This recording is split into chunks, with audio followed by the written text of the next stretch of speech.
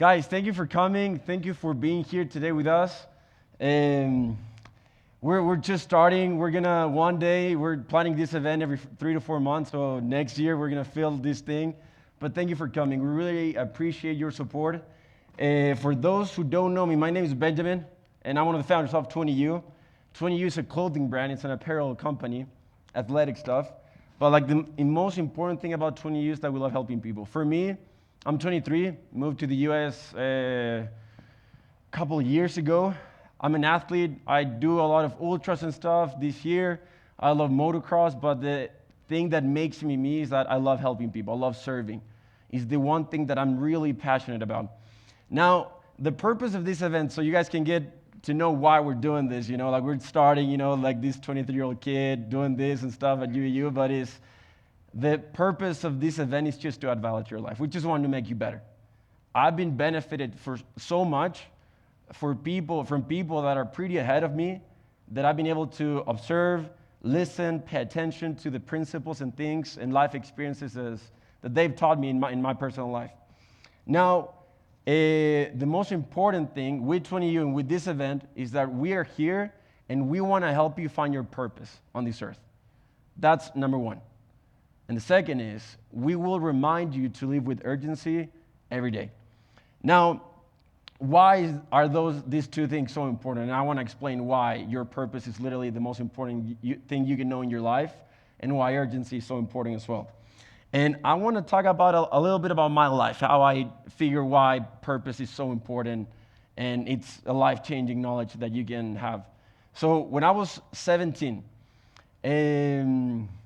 I served a mission, for those that know what a mission is and stuff like about the church and everything. And I went to Uruguay. Before going, 3 months before going, a lot of things happened in my life. My house got burned when I was by myself.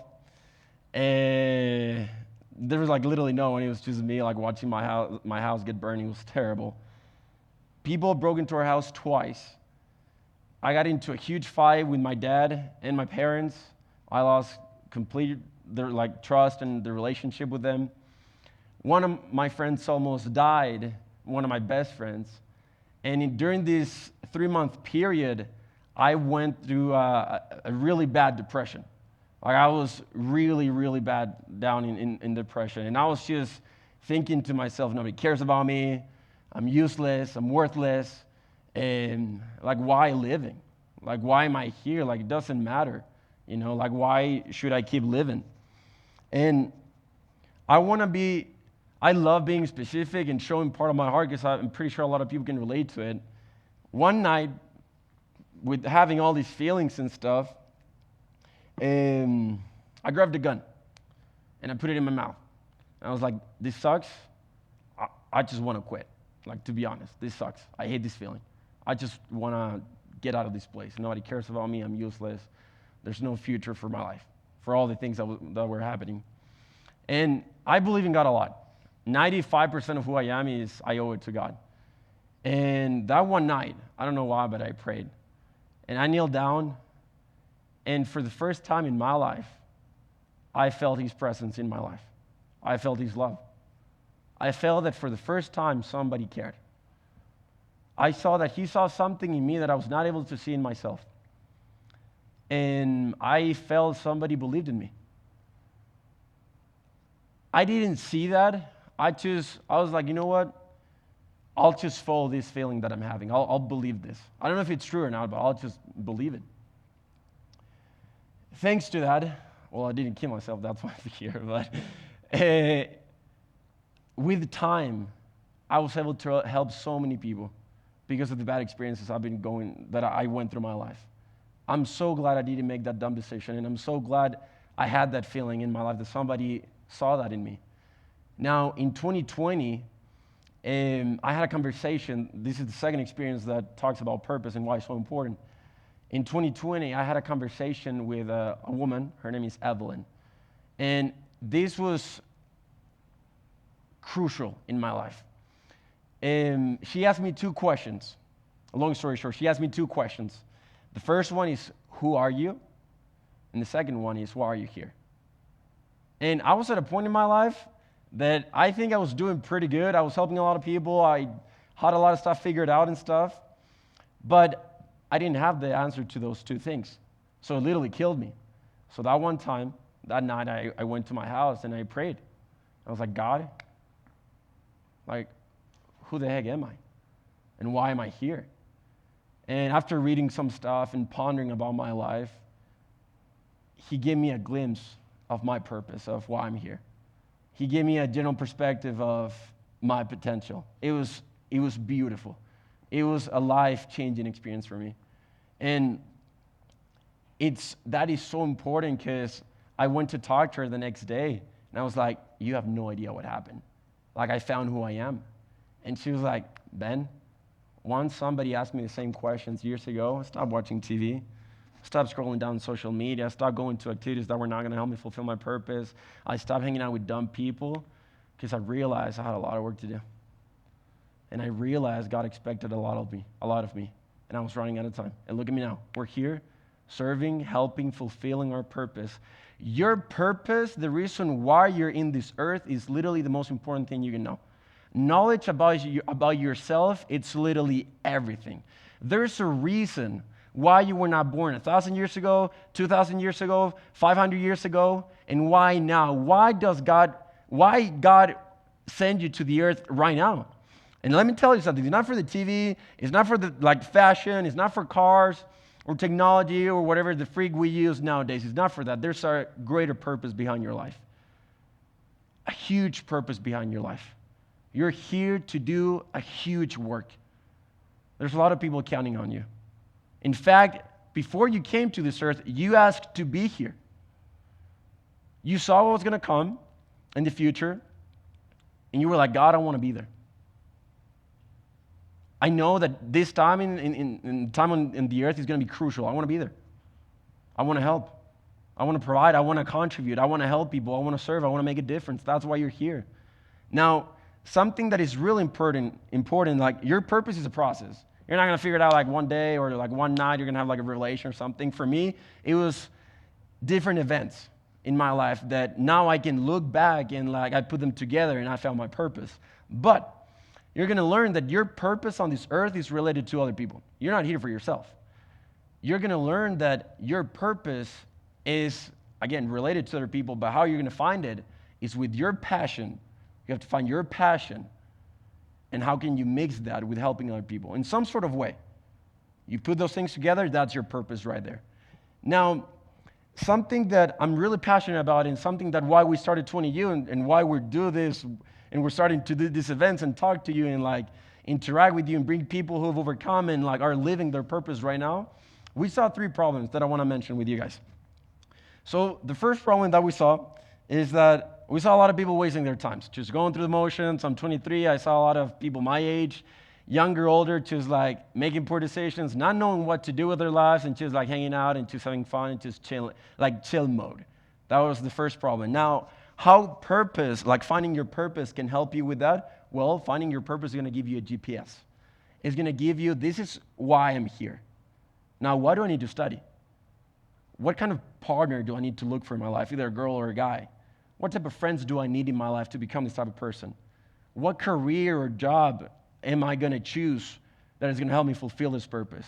And then everything just falls into place. And you're going to make really good decisions. It's going to be really easy to identify the right decision. I'm not saying that your life is going to be easy. No.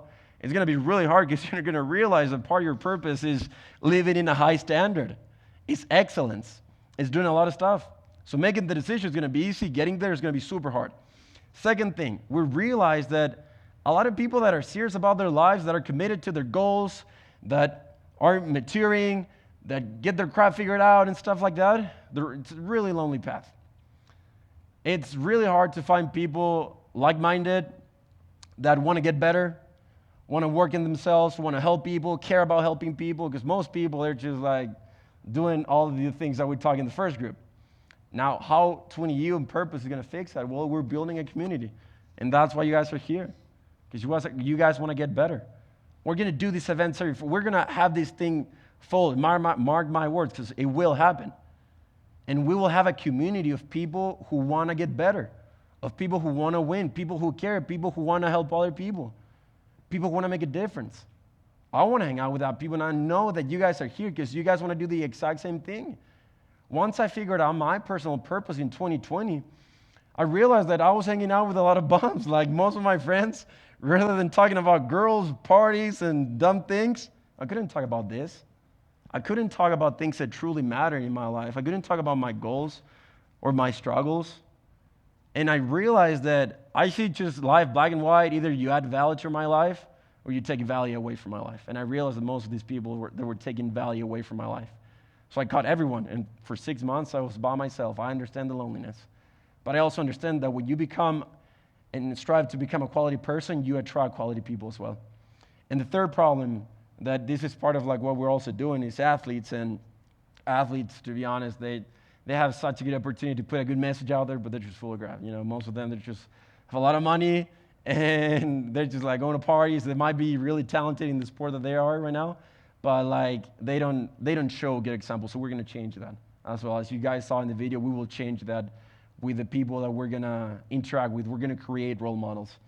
Now, I want to give you a warning as well about like everything. His purpose and everything sounds really cool, but Satan knows who you are. I don't care if you believe in God or not. There's an opposite force. There's bad and good and evil. That's just a fact. Now, Satan knows who you are. And for some people, he wants us to become a bad person, but most of you are good people. Most of you do the right thing, care about others and stuff like that. So the warning is this. He knows what you're capable of doing. He knows your potential. He knows your purpose. He knows exactly your name and last name. He knows where you live. He knows the kind of mother, father, husband, wife, leader, business girl or man or whatever, or like influence that you're going to have on people. He knows the type of person you can become and how many people you can influence in this earth, in this time.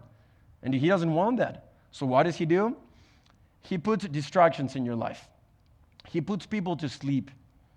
There's a lot of people right now that are just like, look at your friends, just having fun, hanging out. The most fulfilling thing is just hanging out with their friends. You know, and that's fine. I'm not bashing on it. It's just I was there and like you can make a difference. There's something greater than just that.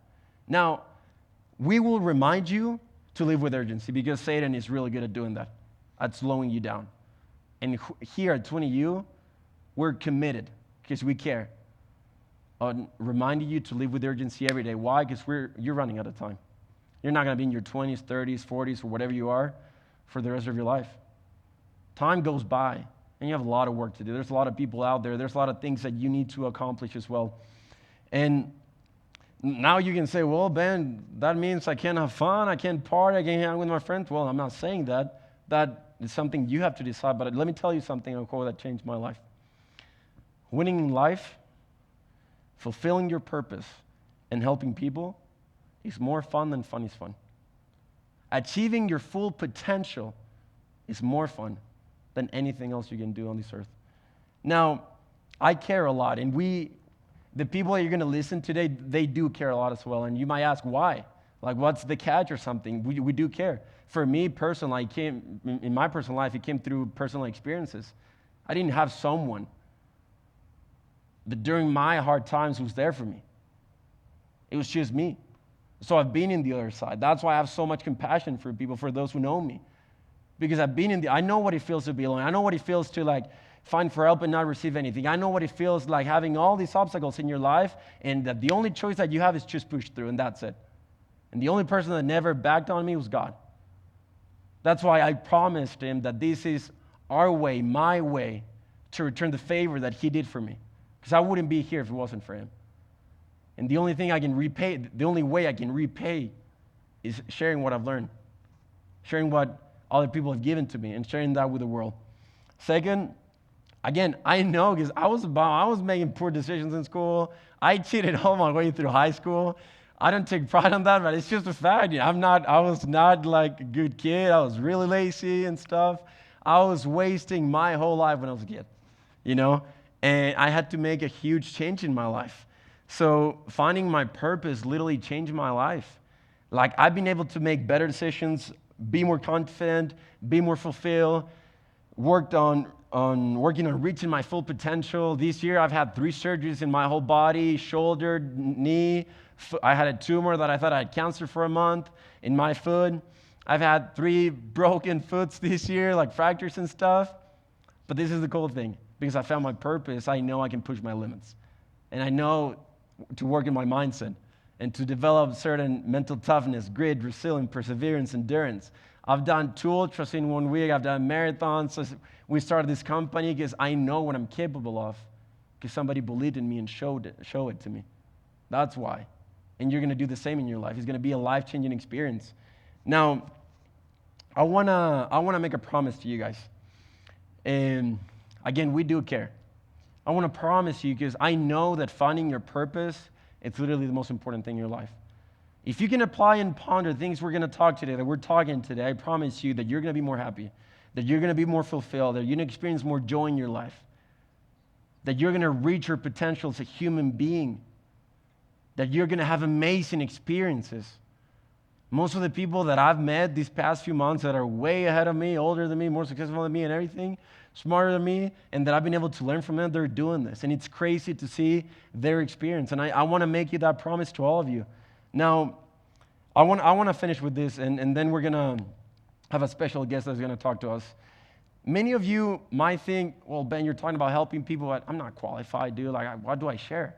Like, I've been through a lot of crap, hell in my life, I've struggled. I don't know, like all this stuff has happened in my life. Well, you might think you're not qualified because of your experiences, but let me tell you something. Because you think you're not qualified, you're completely qualified. Imperfect people help imperfect people, not perfect people. I'm pretty good at relating to people because like most of the things that my friends or people that I met, they tell me they've been through. I'm like, yep, I get it. I've been there, done that. I know what it feels, but let me show you how to get out of there. Use your experiences with people. Turn the negative into something great. You're going to listen from people today that literally have been through hell and back. But instead of just complaining and making excuses that it was hard for me and playing the victim, they were able to get out of that situation and become a successful story. And that's exactly what all of you have inside of you. That's why you're here. And that's why I believe it's not a coincidence that we're doing this, that you guys are sitting here is for a purpose. Because God wants you to know your purpose, what you're capable of, and turn every bad thing that has ever happened to you into a good thing. Guys, now to start, we're going to have a special friend. I want to give a brief introduction to him before he comes in. His name is Dusky Dalton. He's 26. He's an entrepreneur, helps people financially, has an amazing story. I met him a couple months ago, and he's here because he shares the same passion. He cares. He cares about people. So let's give a huge applause to Dusky Dalton, ladies and gentlemen.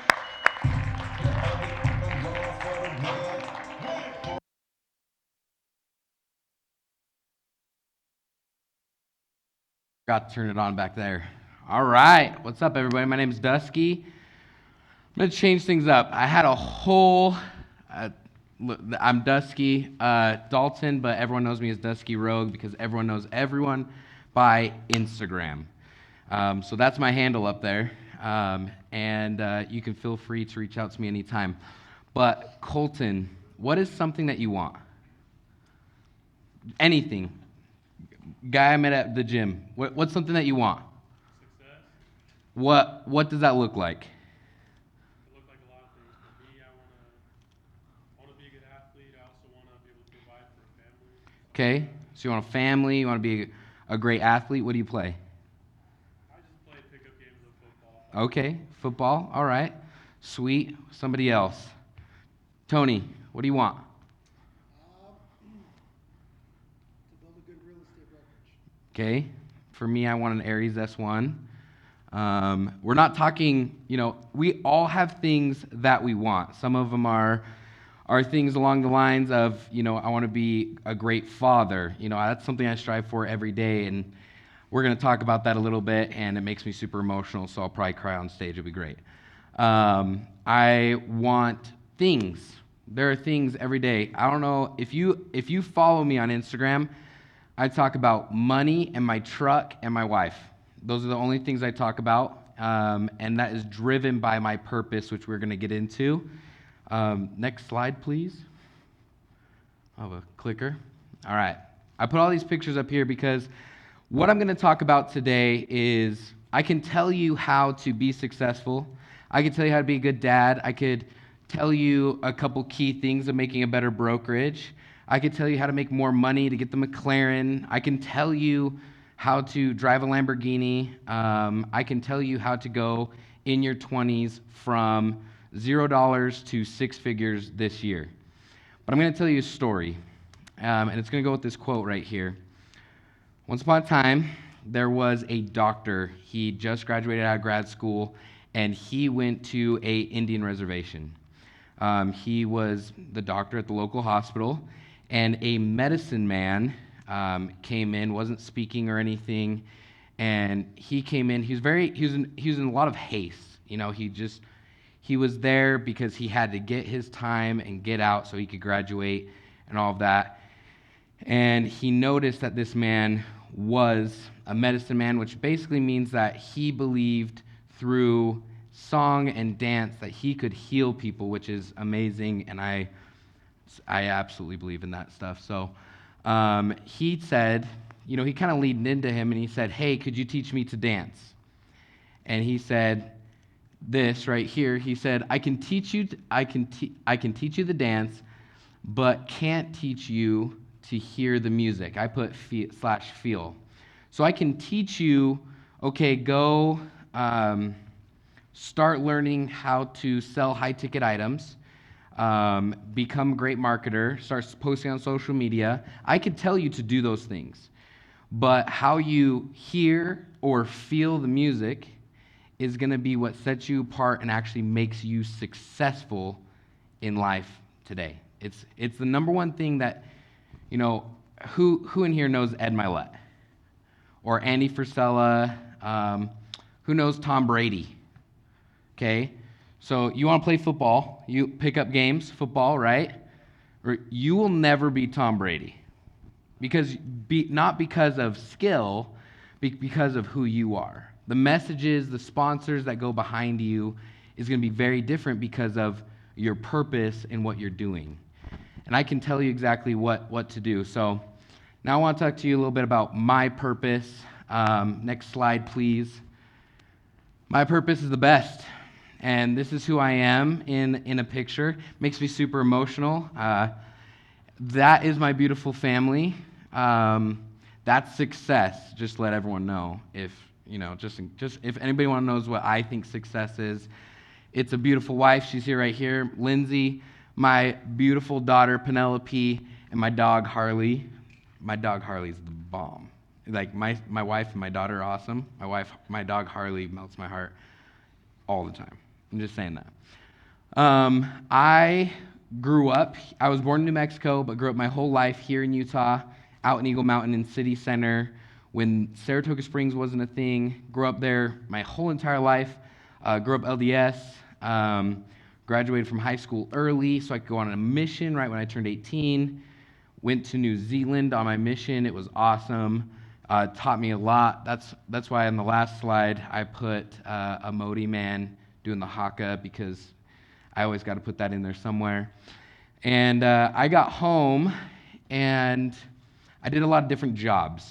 I didn't know where I fit in. I knew I didn't want to go to college, which is funny that now we're out of college. So I knew I didn't want to, because that's not who I am. I'm terrible at academics.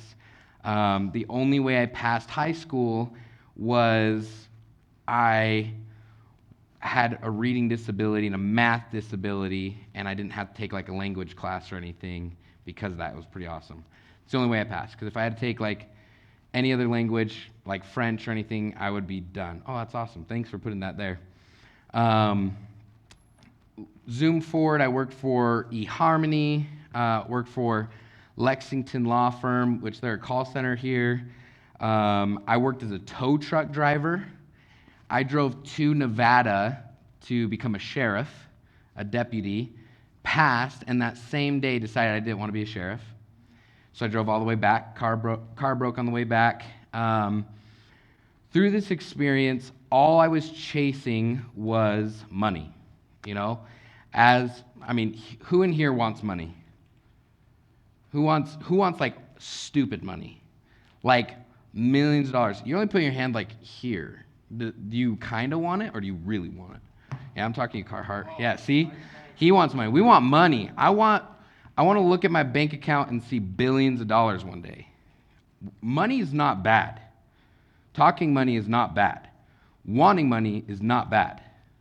That's a key thing that you got to learn when we're talking about your purpose.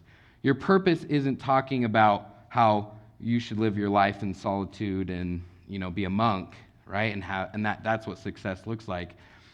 Well, I was on the bad route of chasing money, and something you're going to learn is money will never get caught when you chase it. Never. I went into debt, made stupid decisions. Something in my life really changed my whole perspective on that. Next slide, please. I was in a fire. I was burned alive by a PAM can. An aerosol can exploded and set me on fire, and it changed my life forever. Obviously, you can see in here, I was in the hospital for about 2 months. Went to the Provo. I was living in Provo at the time. Went to the Provo hospital, got life flighted to U of U. And one of the main things I remember is my mom just telling me that I can't die. That no matter what happens, I just got to stay around. It was extremely hard for me. This is something that literally changed my being to the core. And this is something that I teach people that you don't have to go through to have the same perspective that I do. Let's just go next slide. All right, I just put this kind of fun one because super heavy, and then so we got to mix it up while I'm talking. I don't want you guys to just look at that. So I went through this experience. I was chasing money. I was just talking to a mentor who I was going to take out $10,000 worth of credit cards, spend it on this mentor, and he was supposed to change my entire life. The only skill I had at the time was I was pretty good at taking photos. I was a photographer on the side of all my jobs. I thought that was my whole life purpose, goal, everything I want to do. It wasn't, which I'll talk about that later. But he said, I'm going to change your life. And his pitch to me was, we're going to make you 6 figures this year in doing photography. I'm going to give you a little secret. Just doing photography, going out and taking pictures of people, very rarely will make you 6 figures. But I was sold on it. That was right before this. I went through the accident, and I was like, you know what? I don't need him. Because all I want to do in my life is leave an impression on somebody else. I didn't know what that meant at the time. I didn't know if it meant help people. I didn't know if it meant make tons of money, all this stuff. But I knew that now I know I want to leave a mark. I want to leave a mark on somebody because at that moment, I didn't know if I was going to be living. And that was something that was really, really, really important to me. We'll go next slide. Okay. Finding your purpose. So obviously these are going to be really light because I always thought doing something super heavy, we got to just, who doesn't love beaches and hiking? And everyone talks about what they do when they go out and they go into the forest, and it really in-tunes them. So I just put those cool pictures there specifically for you guys because I wanted to make sure that we kept it light. So as I was going through this experience, as I was healing from this, I decided, okay, what am I going to do? I was working for Coca-Cola at the time. They stock shelves at your local Smith's and Walmart and all that stuff. I decided when I got back to work that I was going to be the best employee and that I was going to get to know everybody in Macy's, Smith's, Walmart, anybody I possibly could, to call them by name and to talk to them, leave a mark at all. And I started doing that.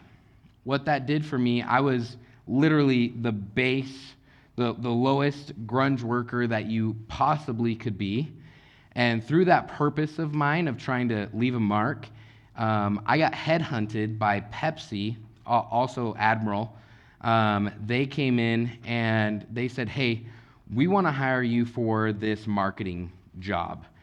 And something that I'm really, really good at when it comes in business is overselling myself.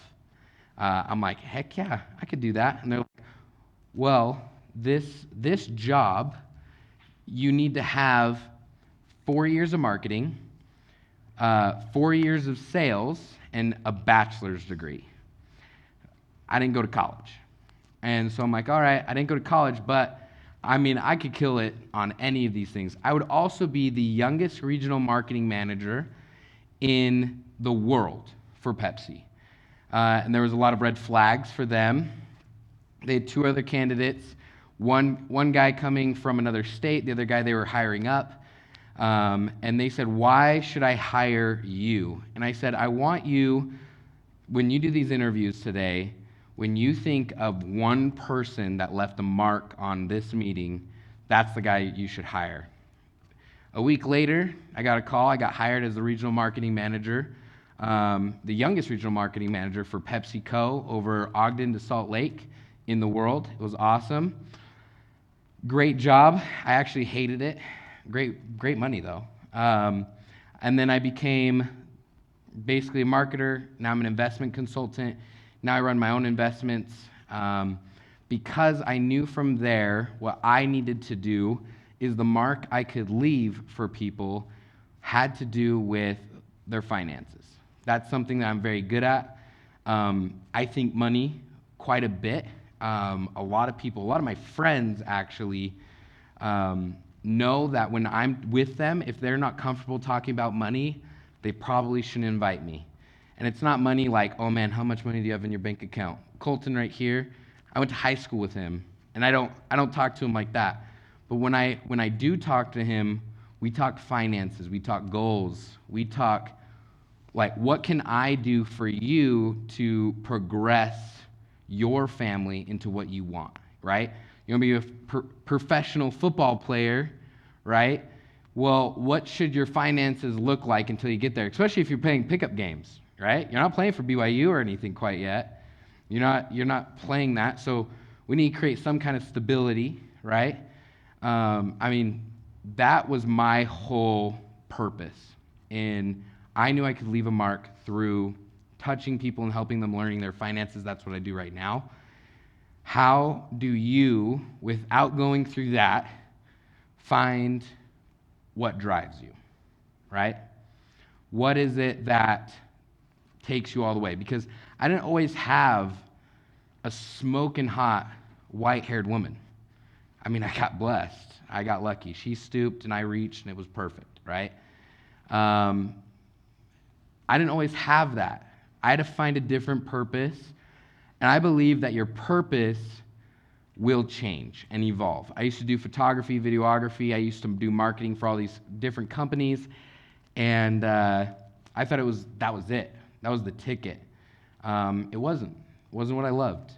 And I believe that your purpose will not just change. You're not going to go from here and pick a different one, but it's going to evolve because you're 20. I'm 26, right? I guarantee when I'm 48, hopefully, I don't know, somewhere in Utah, Alpine maybe, that my purpose isn't the same as it is today. So, how do we find that? What is it that you hold most dear? Rachel? Your family? That's awesome. That's a good one. What's something that you hold most dear? One of you three. And you can't say your family. Sherry stole that one. I love my finances too. Finances? You hold your finances dear? Yeah. That's okay. That's cool. That's great, actually. My wife and I, she talks about drama. I talk about dollars. I'm just saying, like, she's not talking drama like, can you believe what they wore? Her family's crazy, but it makes things super awesome. But the main thing is, so we have family, finance. Anybody got something different? Anything you hold close? Adventure. Who loves to travel? Who wants to be in like Bali right now? Especially with this cold. I want to be in Bali. I want to go back to New Zealand. I'll go anywhere in the world but Australia because they suck. Sorry for Australians. I have a grudge. But now why? Why is that? Why is finances important to you?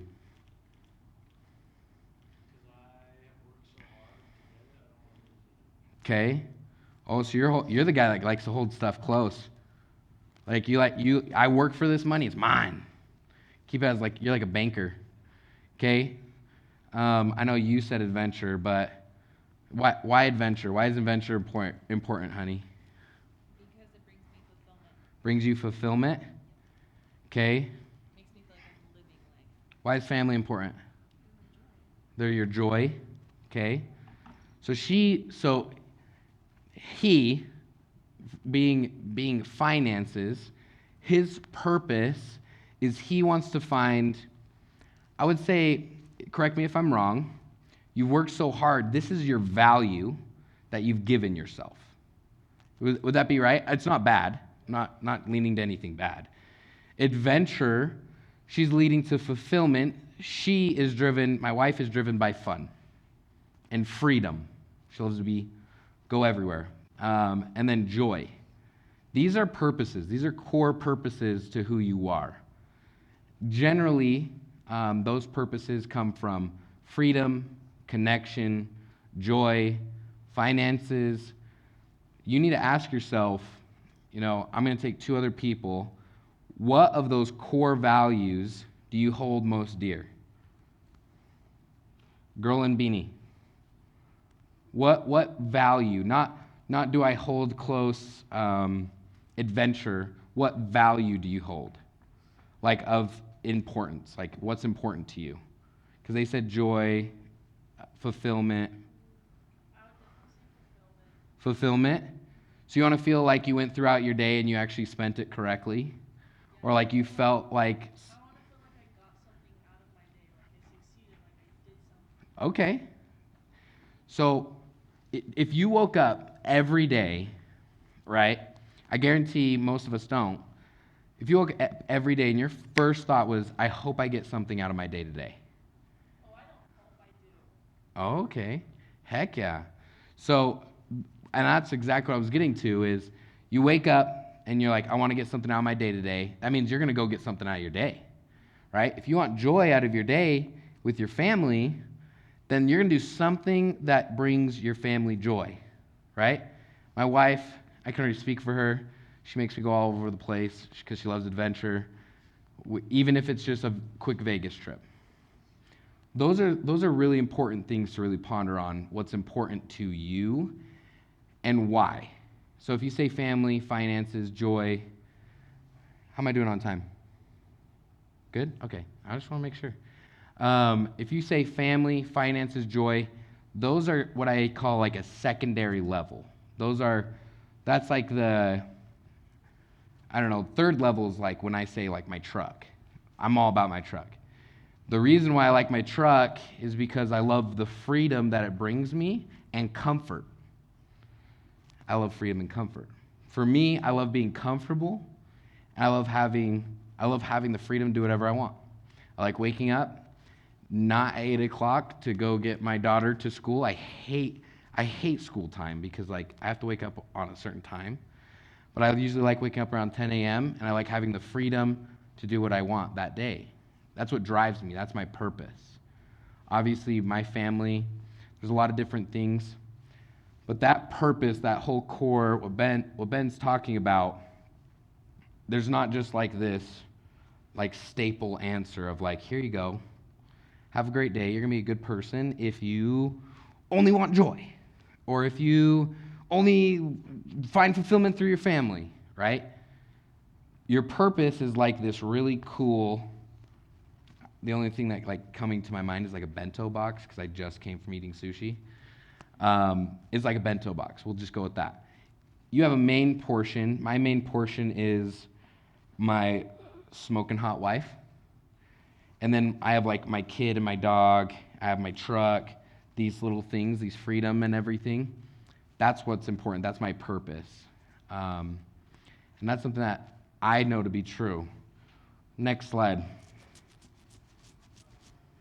That's it, right? Booyah. Sweet. Sounds good. All right, everybody. Thank you so much for listening to me ramble. This was awesome. Main thing that I want to leave you with today is tomorrow, when you wake up and you think, man, that guy Dusky can talk forever. I want your second thought to be why? Why today? What am I going to get from today? What's important? Does any of your family live outside of Utah? Oh man, there you go. So some of you, if family is important, giving a call or a text to a family member so that you feel fulfilled through your day. That could be a purpose, if that's important to you. Money, for home dog over here, right? What kind of thing am I going to do to make my bank account go up, but also not be scared to take chances, right? Well, he's going to go do something that day that's going to be a little scary, but he's going to make a little bit of money, right? That's my challenge to you. And if you guys need absolutely anything through this, just exactly what Ben was talking about, we're here specifically because we believe in what's going on right now. Right? Look around you. You guys are the people that got in first to 20U. You're the OGs. Now, when it's big and everything, you can say, "Yo, I was an OG." Won't mean very much because it'll be huge and everything, but at least you can be an OG. But yeah, guys, thank you. My name is Dusky. You have a great day.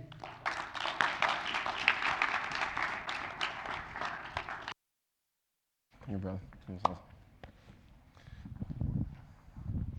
Well, thank you, Dusky, for that talk. We really appreciate it, guys. Now, it's going to be really cool because we have Bill Schufenhauer here.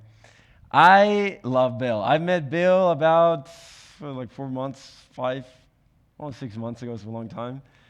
And let me tell you a little bit about him. He's a 3-time Olympian, silver medalist. This dude, I've met a lot of people that have been through rough times, I've been blessed to meet a lot of people that were down here in hell and were able to overcome. But this guy is just amazing. He has inspired my own personal life. And I'm so glad I met him because I know that you guys will get a crap ton of value from him. So please pay a lot of attention to him. And one of the main things that I want you to pay attention to is that sometimes we think that, oh, dude, this is going on in my life. This is what's going on in my life. Like, this is what's the way I was raised, whatever. And we think we have it hard and we make excuses. Well, we brought Bill specifically. So you realize that there's no excuses. And if you don't become a successful story, you're just lazy. And you're not disciplined about it. Because he's a regular dude that was able to overcome a lot of stuff and become the person he is today. So we welcome to the stage Bill Schufenhauer. Come in, Bill. I'm excited to be here. Again, I met Benja a few months ago through a mutual friend, Dr. Lisa, and we went downtown to have lunch and just talk. I didn't know what he wanted me for. Hey, Dr. Lisa's like, I got this young kid, he's doing this program called TWENTYU, and he wants to meet you. And I'm like, okay, cool. And we were supposed to have a video, but I'm gonna give you guys some homework. So it's a video on a documentary of me, and I've been very, very blessed through my career, through everything. All the bad stuff that's happened, all the in-between stuff that's happened, and all the great stuff that's happened have all been a blessing in my life. Literally, I cannot say that I've had one negative part of my life that I didn't learn from that experience and grow from that experience. So, your homework is going to be this. You guys might have to write this down, but I'll tell you again when we're done. So, you're going to go, when you get time, to YouTube. You're going to type in my super, super long name, Bill Schiffenauer. You might run out of room. And then you're going to type in Against All Odds. And I'll tell you what that documentary is. In 2016, this is post my retirement. So some of you don't know, I competed on 3 Olympic teams. I'm a silver medalist from the 2002 Olympics that we had here in Salt Lake City. And my goal was always to like, man, I would like to have my life story as a movie. Like, how cool would that be, right? You know that you've made it when somebody's like, comes to you and says, hey, I want to do a documentary on you. You're like, little old me? Really? And so I happened to be riding the UTA bus one time from Ogden to Salt Lake City, and my phone rings, and it's a phone call from Barcelona, Spain. And I'm like, I don't know anybody from Barcelona, Spain. And let me remind you why I'm really hesitant to answer phone calls I don't know, because I grew up in the ghetto. And I'll tell you more about that in a minute. Drug addicted parents, 17 foster homes, always in trouble with the law. I was the black sheep of the family that nobody would ever allow their kids to hang out with me. So anytime I got a phone call that I didn't recognize, I was like, uh-oh, somebody's coming after me for something. And then mind you, I just retired from traveling the whole world in sports. So when I get a phone call from Barcelona, I'm like, okay, wait, I've never been to Barcelona. I don't know anybody in Barcelona. Like, somebody's after me for something. So I hang up the phone. Right away, phone call comes back again. Barcelona, Spain. I'm like, gosh, these guys are persistent. They really want something from me. Don't know who they are, hang it up again. They call the 3rd time. I'm like, they don't get it. Like, you guys ever seen that one comedy where, I think it's either Kings of Comedy or something like that, but they have the creditor calling the house, right? Saying, hey, is so-and-so there? And this one guy, one of the comedians, he eventually starts going, answer the phone, and they're like, hey, yeah, this is so-and-so from the credit bureau agency. We're looking for John Smith. And the guy finally started answering, he no here, speaking no English. So I was kind of doing that. And fortunately, they left a message. And so I listened to the message, and it's like, hey, this is so-and-so, the executive director for the International Olympic Committee, which oversees every country's Olympic committee. And we are doing a series called Against All Odds. And I'm listening to the message, and I'm like, okay, cool, how does that play in my life? And they said the whole entire Olympic committee has taken a vote and voted that you need to be the very first documentary that we do on an Olympic athlete. You're the only American that we're gonna do, and we're only doing eight Olympic or Paralympic athletes, and it's still the same way today. And I'm sitting here thinking, oh my gosh, did I just blow that opportunity? So fortunately, they had a camera crew fly out from Barcelona, Spain twice, come out and film my whole life and go through all my friends and my family, and they eventually created this documentary called Against All Odds. So your homework assignment later, since we don't have it up, is when you guys have 26 minutes and 35 seconds or something like that, go to YouTube, type in my name, Bill Schiffenauer, Against All Odds. There's a whole bunch of different ones. Just make sure you hit the one that's like 26 minutes. And just take time to watch it. It'll give you the details of my life prior to 2016. I'm gonna give you some of the details of my life post 2016 as well. But to kind of step back, again, as I started off, I was telling you guys, I was a kid who grew up into a world of poverty, 100%. Some of the stuff like Ben talked about, I grew up to a mom who was drug addicted. She was known as the street mom in Salt Lake City. All the news people, all the police. My uncle was a police officer. I felt bad for him because he had to deal with that all the time. My mom was a prostitute. She was a drug dealer. She was a street woman. Again, as I mentioned earlier, I was in and out of 17 foster homes growing up. Again, the black sheep of the family, 100%. I had my own uncle tell me that I was a black sheep of the family. He didn't want me to hang out with his son, which was my cousin, who was my best friend also. But that was my life. That's all I knew. I ran around, I gangbanged as a youth, broke into cars, stole stuff. I broke into Brigham Shoe and Bike Cycler shop and stole bikes out of there. I've robbed people. You name it, I probably did it as a youth. So you can see that I was not going in the right direction. And my purpose back then, I didn't really have one. I was just like, whatever happened, that's what I was doing. And because I didn't have a purpose and I had no direction, I was consistently following a path of absolute destruction. going in and out of juvenile detention, getting arrested, drinking, smoking, doing drugs, whatever it was. Like, I was that prototypical kid that you guys see on TV, and it still makes me frustrated today because weird enough, I watch a lot of crime shows. And that comes from my mom. She used to watch a lot of crime shows.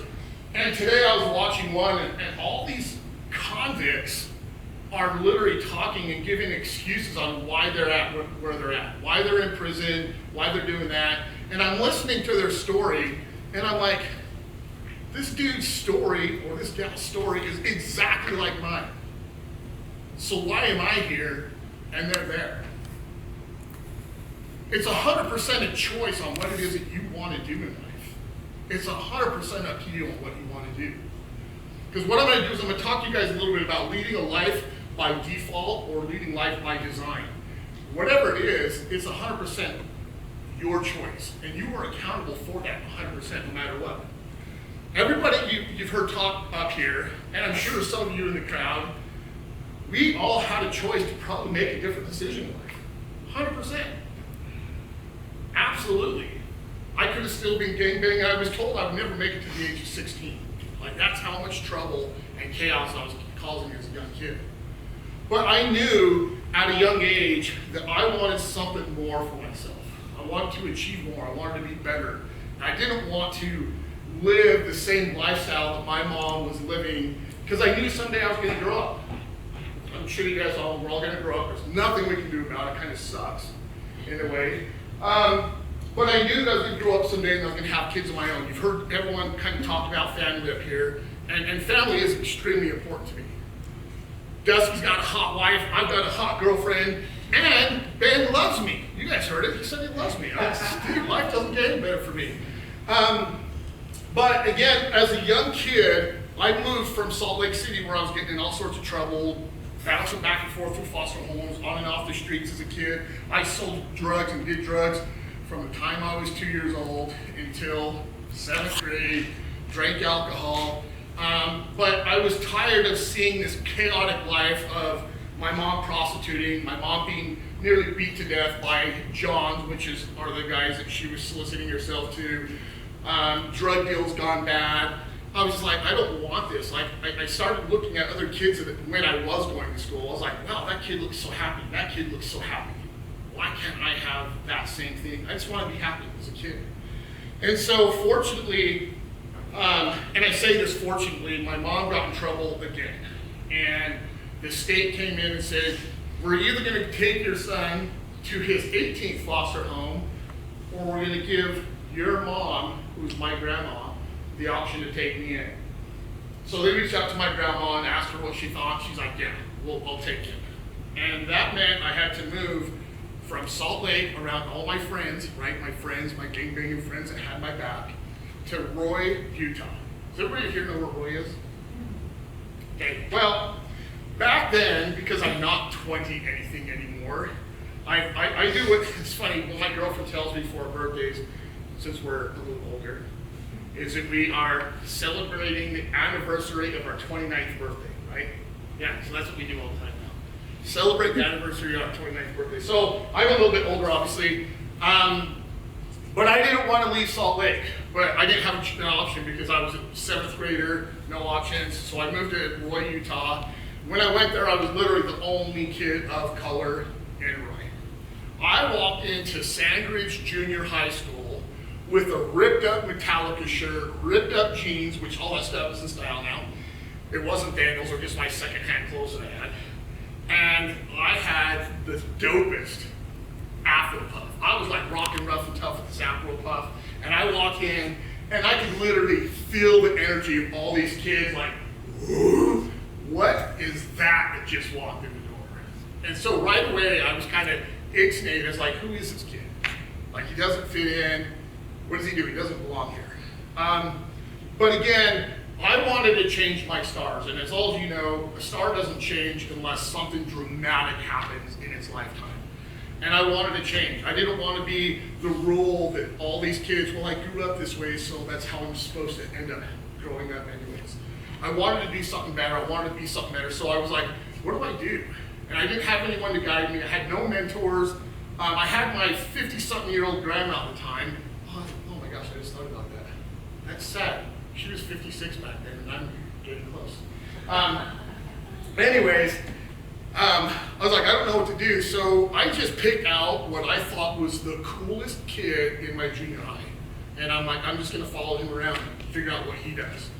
And his name happens to be Jake Schultz. He's actually a principal at my old high school now.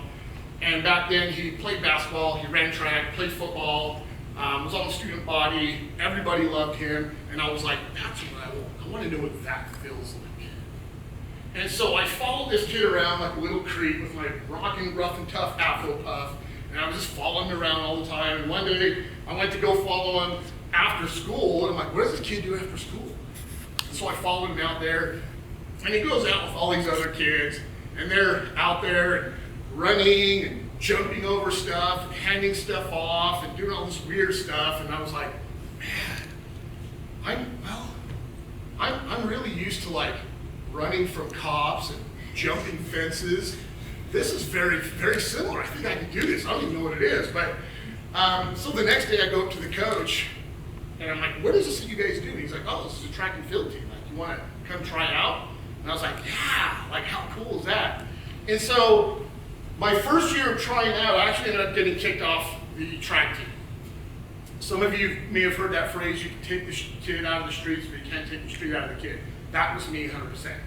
Because one day I was like, God, this track and field thing's going so well, I'm gonna go over here and do baseball too. Because I'd seen baseball on TV, and I'm like, those guys are cool, because they're on TV, right? So I go out and try out for the baseball team.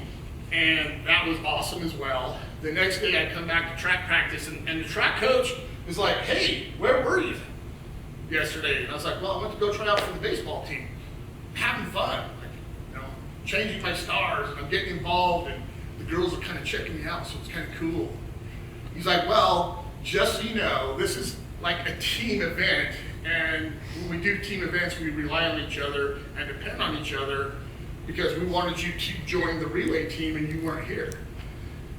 I was like, okay, well, I can do whatever the heck I want. I don't need to tell you where I'm going. So you can basically beep off. And he's like, oh, really? I was like, yeah, really. He's like, okay, with an attitude like that, we're just gonna go ahead and invite you not to be on the track team. And I was like, you know what, I don't care. I don't need your help. I'll go over here and do this baseball thing. It's cooler anyways. So the next day I go over and I do the baseball thing, and I'm running up, Coach, what are we doing today? I want to pitch. I want to be a pitcher, a guy on the mound, and like the camera's on him all the time. He's like, well, Billy, you know that I know the track coach, and he told me what happened yesterday.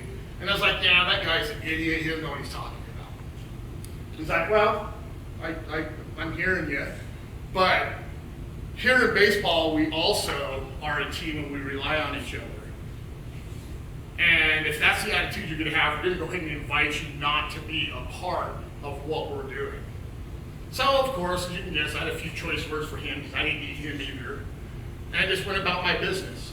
Well, as I was trying to change my stars and find my purpose, and those two things failed, I decided to just kind of go back to what I was doing before. So I went and found trouble is really easy to find. I'm gonna tell you that right now. And Ben made a comment about, you know, the devil, the other energy, the adversary. I'm gonna tell you, like, that is so true, because I have literally lived like the most craziest, amazing, weirdest life, and I've always noticed when things aren't going well, there's always this negative energy that I feel around me. And so with that, I just went back and found my friends that happen to be gangbangers, and I was like, hey, you guys, what are you up to? What are you doing? They're like, oh, where have you been? I was like, oh, I was at school. What? Like, weird. Go to school. Why would you do that? And so I started hanging around those guys again. Well, that summer, from my 7th grade year to my 8th grade year, we had this wonderful idea that we wanted to get new bikes. We're like, hey, what a great idea. And so my buddy, his name's Clint, well, buddy, if you get what I'm saying, he's like, let's go to Bing and Schwinn and go take a look at some bikes. I had no idea how we could pay for these. I was like, all right, cool. I want to go bike shopping. So we go to this Bingham Schwinn cycler shop in Sunset, Utah, and we walk in, and he's like, I like that bike and that bike. And I'm like, well, I like this one. And he's like, all right, we'll come back and get them later. And I was like, okay, whatever that means. So we go to his house, and his grandma's house. She happened not to be there, she was out of town, and we're partying, drinking, smoking weed, doing all sorts of stupid stuff. And he's like, all right, you ready to go get the bikes? And I'm like, sure, okay. It's like 1 in the morning. So his sister, who happened to be somebody I was dating, I was in a great circle of great friends. We drive up, and he's like, we get out at the bike shop. And I'm like, dude, the bike shop's closed. He's like, yeah, we're gonna just go in and get them. And in my head, I'm starting to think like James Bond stuff, right? We're gonna climb the wall and drop in. And I was like, okay, well, like, how are we gonna do this? He's like, this, grabs a rock, throws it through the window, he jumps through. I'm like, oh shiz. So I jump through, he grabs 2 bikes, I grab the bike I like, and we jump back out, and he goes his way and I go my way. We're just hauling on our cool brand new bikes through Sunset. And I get back to the house, and like I start walking to the house, and there's like blood everywhere. Music playing, beer cans everywhere, and I'm like, what the heck's going on? But in my head, though, I'm like, I got a brand new Kuwahara, super awesome, I'm excited. And I walk in, lo and behold, I walk into the bathroom, and my buddy's in there with a whole bunch of people, and when he jumped through the window, he caught the window and split his head open. And I'm like, dude, what is wrong with you? You're an idiot. He's like, I know, blah, blah, blah. We just partied the night away. And so we're having a great time, right? And that next morning, I get a wake-up call. Boom, boom, boom, boom, boom. I'm like, I was thinking I'm dreaming. I'm like, what is going on? Boom, boom, boom, boom. Sunset City Police, we have you surrounded. And I'm like, this has got to be a joke. Boom, boom, boom, boom. So I get up, go answer the door, and there's literally a host of police officers, guns drawn.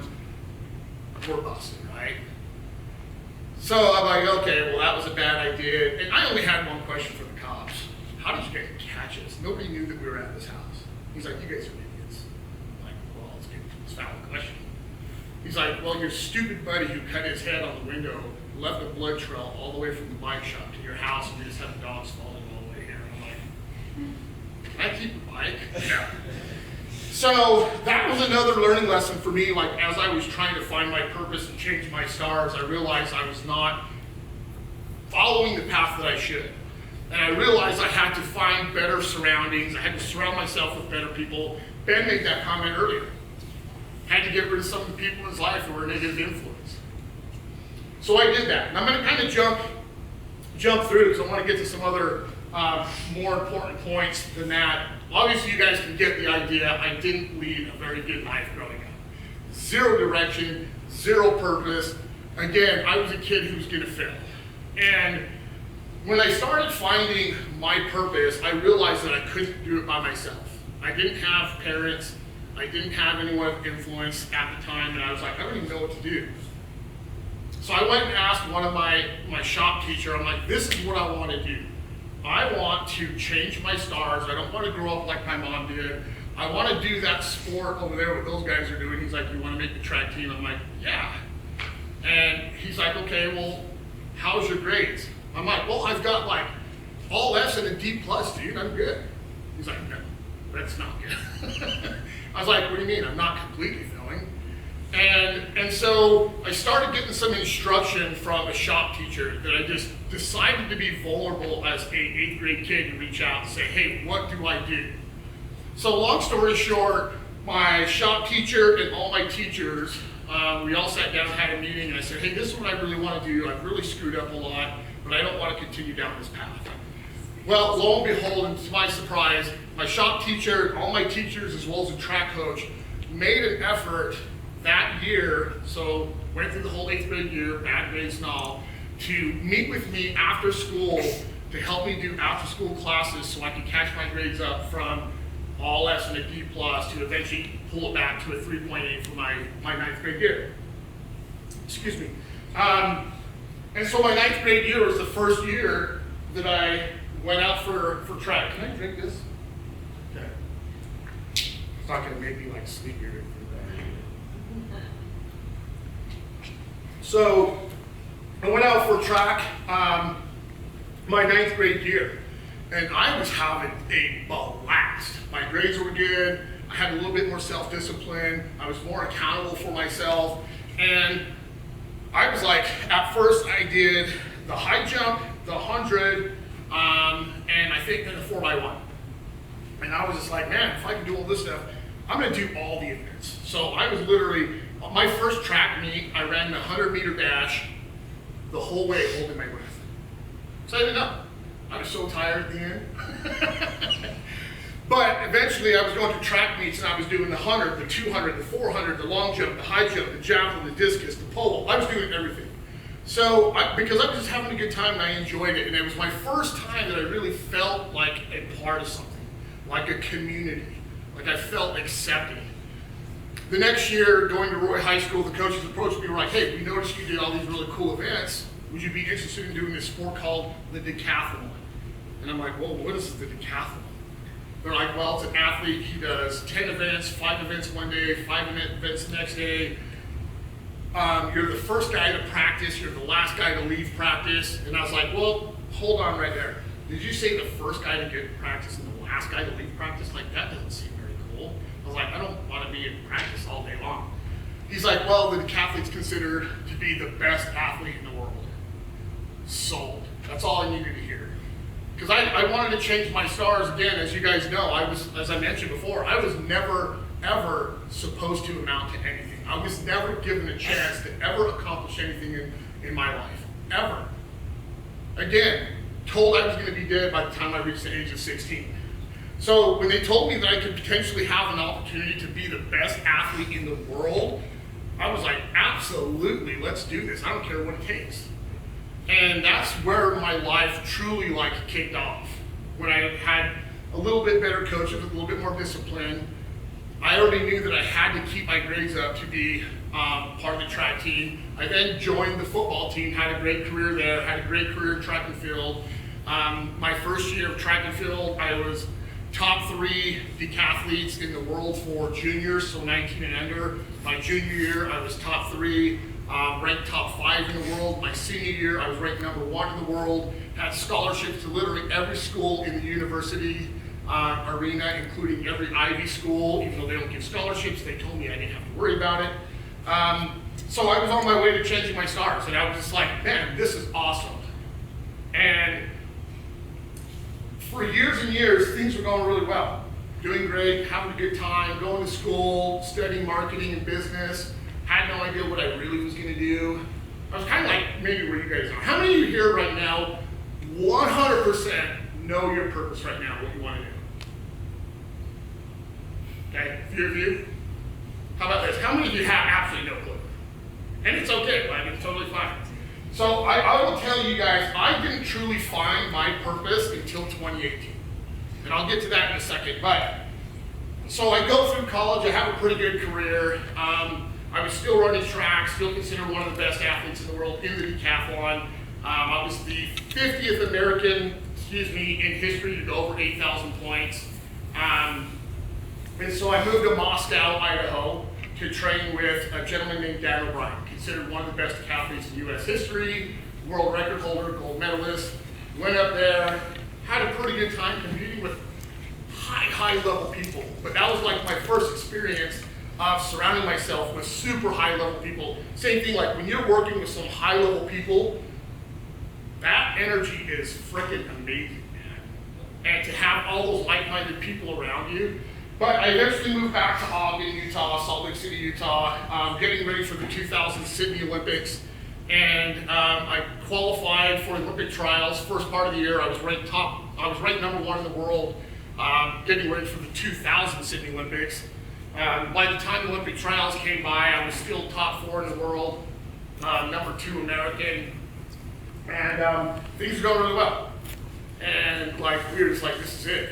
We're gonna do it. The kid who grew up on the streets of Salt Lake City finally is gonna change his stars and make some of himself. He found his purpose. Well, not really. I come down to BYU just to do a warm-up meet, so I went to University, if any of you know where that's at. For those of you who hear me, I went to Weber State, even though I couldn't went anywhere, and came down to BYU to do a warm-up meet 2 weeks before Olympic trials and blew my ankle out on the long hill board.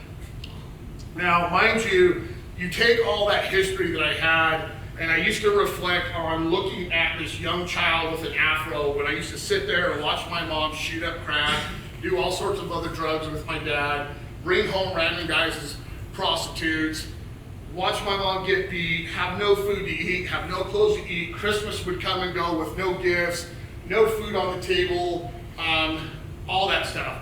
And when I got to that point when I was going to make the Olympic team and all my dreams came falling down, I was devastated.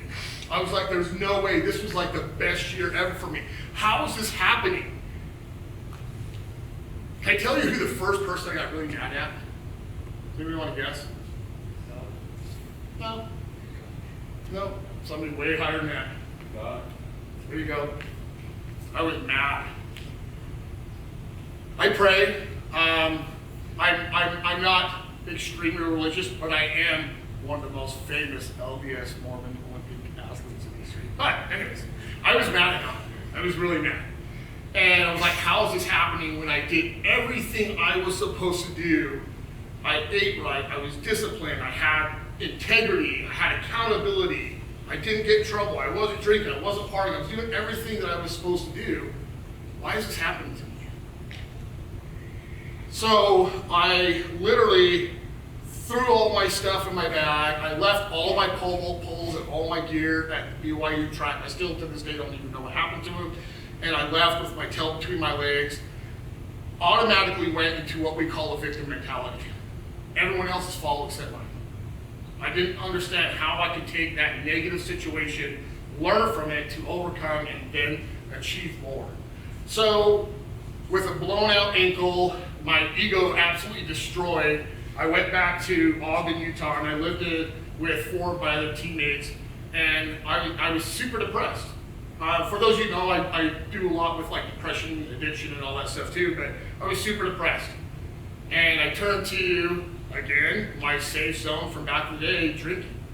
I would literally go down to the gas station store and buy what they call, I don't even know if they have them anymore, I would buy a case of 24 40-ounce Miller drinks, walk back up to my house with my teammates, go in my room, and I drink that all day until I passed out.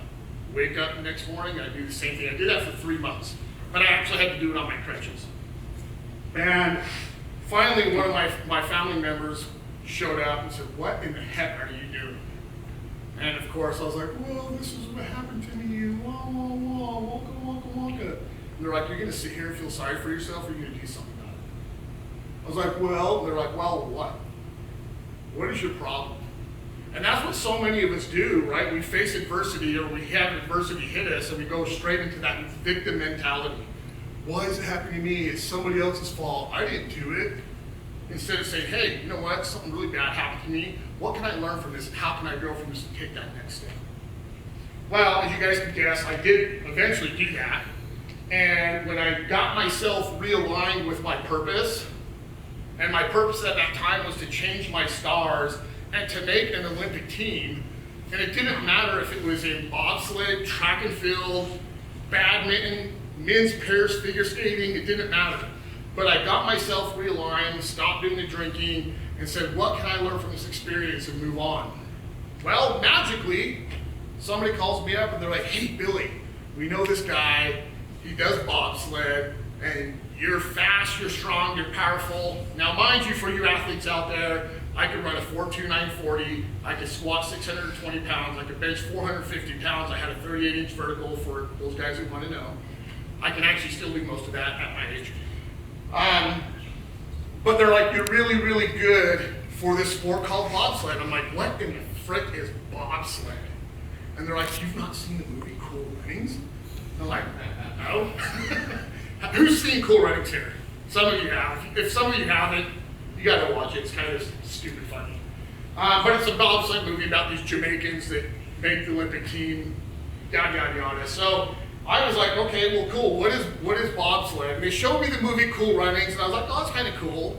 But I wasn't really captured until they showed me one of my former teammates, Pavle Jovanovic, competing for the U.S. team in St. Moritz, Switzerland. And I was like, that's what I want to do. How can I push that thing and go 100 miles per hour and find my way to an Olympic team?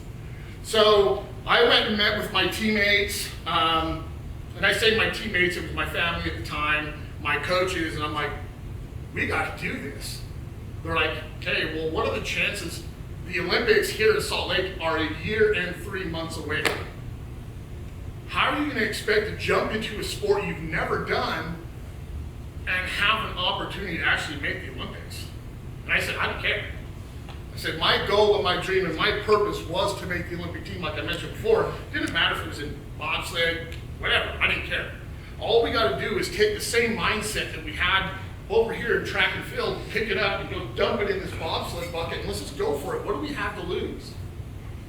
Same thing with whatever you guys got going on in your life. Whatever you want to do, whatever you want to dream is, whatever your dream is, whatever your purpose might be, or whatever you find your purpose to be, what do you have to lose? Nothing. I said, how cool would that be, honestly, though, if we could write that story? The kid who grew up on the streets of Salt Lake City turned his life around to make the Olympics in Salt Lake City. That would be awesome. And they all agreed. We're like, all right, we got nothing to lose, let's go for it. So with a year and 3 months, I did that. Picked everything I had in the bobsled bucket, dumped it over here, because I wanted to change my stars, and I wanted to prove myself right. I didn't care what anybody else thinks, I just wanted to prove myself right. That back in the day when I was a 7th grader, I knew I could become something more than anyone else thought I could become. And a year and 3 months later, as you guys can guess, I made the Olympic team in 2002, and literally media worldwide is going crazy. So I made the Olympic team, but not only that, I have an actual opportunity to compete on the Olympic team. And I end up winning with my teammates the first Olympic medal for the United States of America in 46 years of Olympic history. I found my purpose, I changed my stars, and I've made it. My college coach in track and field used to always tell me, any fool can do it once. What that always means to me is anytime I do something really well, he's like, any fool can do something well once. So I was like, all right, I'll do it again. So I did 2 more Olympics, 2006 Torino, 2002 Vancouver. Now, this gets into another part of my story, and I'll kind of try to jump along here.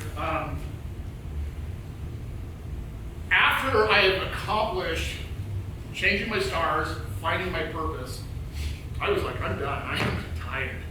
What am I going to do now? I didn't plan for that.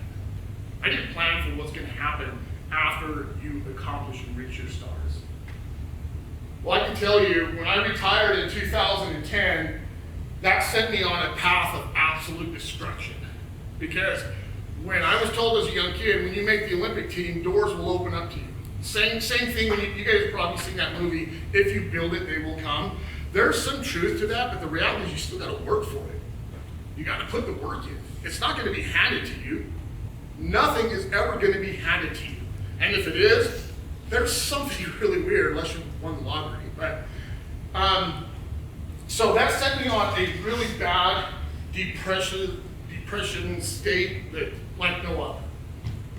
I couldn't hold a job.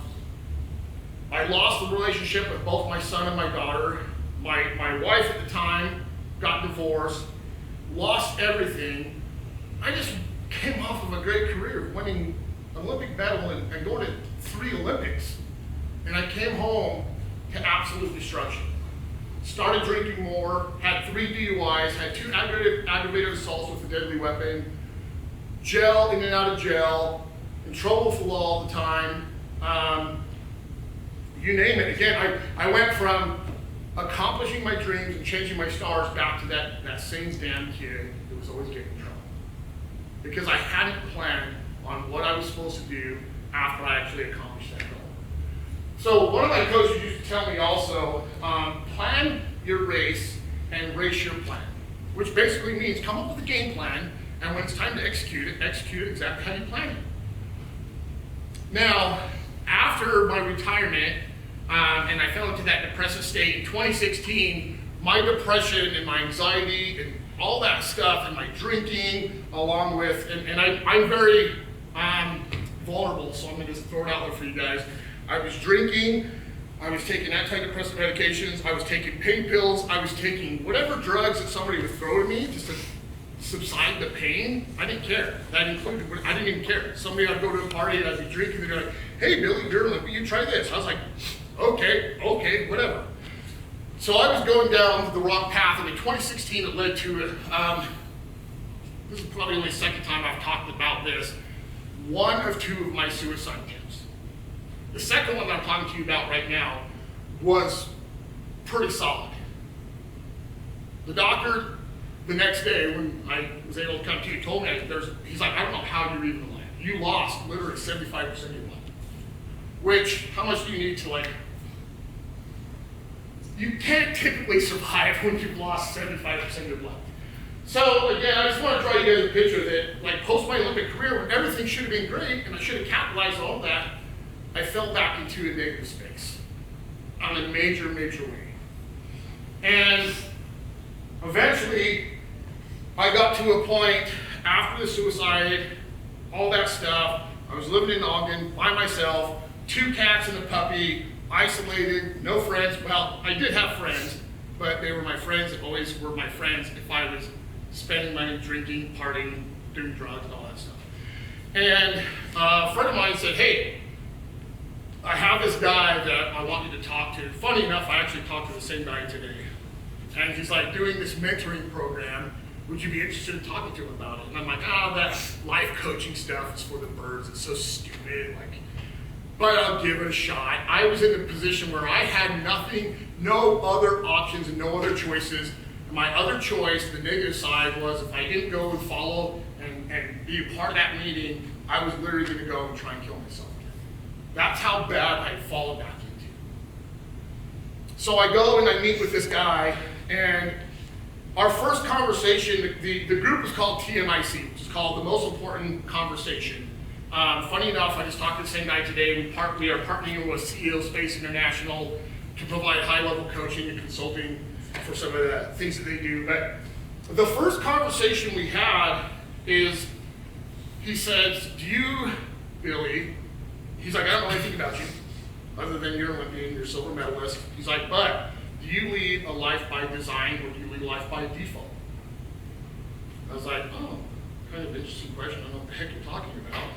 And he went on to kind of describe exactly a little bit more what that means. He's like, if you lead a life by design, that means that your life right now is going 100% exactly how you want it. He's like, is your life going 100% how you want it? I was like, nah, not really. No, I'm not throwing it out there. He's like, or you lead a life by default. I was like, okay, well, what does that mean? He's like, there's nothing going well in your life. You had a game plan, you had a purpose, you had things that you wanted to do, things that you wanted to accomplish, but society, plus your decisions and your lack of integrity and your lack of accountability has set you off on a path that you don't even know where you are anymore. And I was like, that is me. I have no idea who I am, where I'm at, where I'm going. I have absolutely no purpose, and I'm pissed off at the world for where I'm at right now. And he said one thing to me, and this literally changed my life. He said, well, if you lead a life by default, which it sounds like you do, it's not too late to start all over and build your life by design. And I was like, what are you talking about? Do you realize how crappy my life is right now?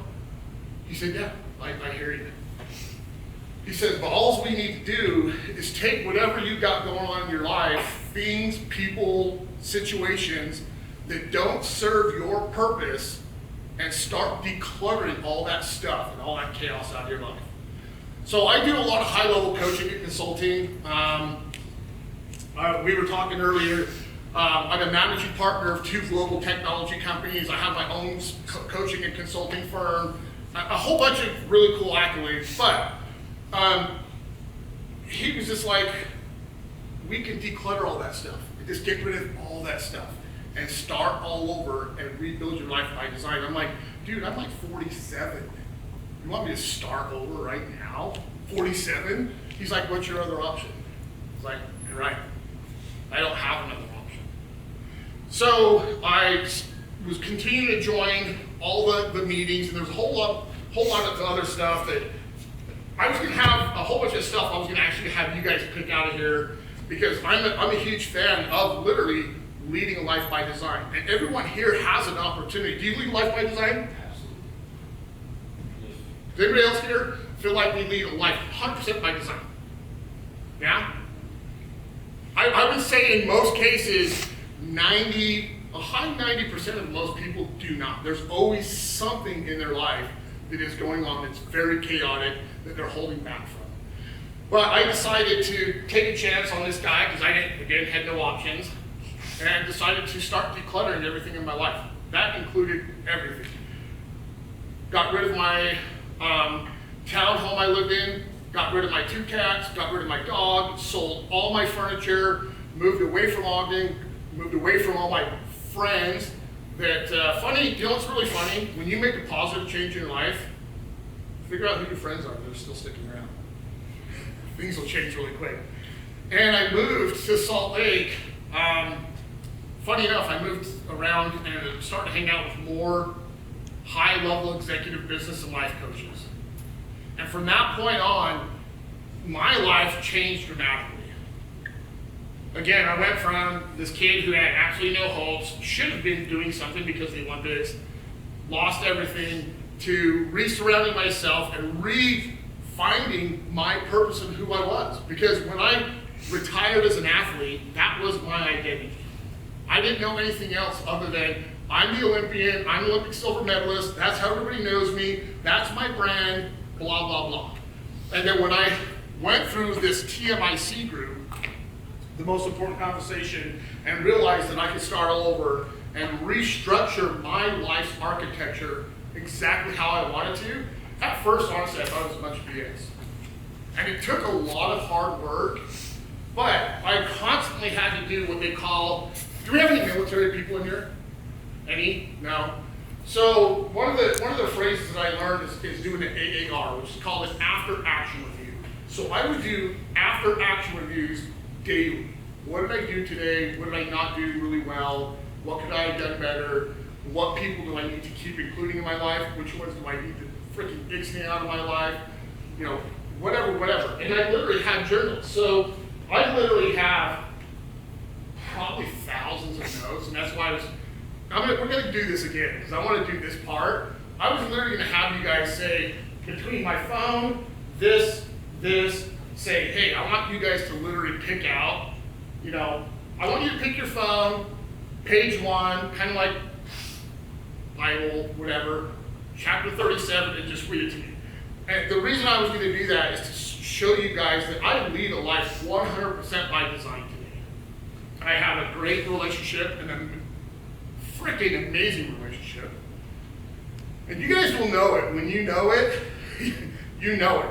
We have absolutely zero drama and chaos in our life. Literally zero.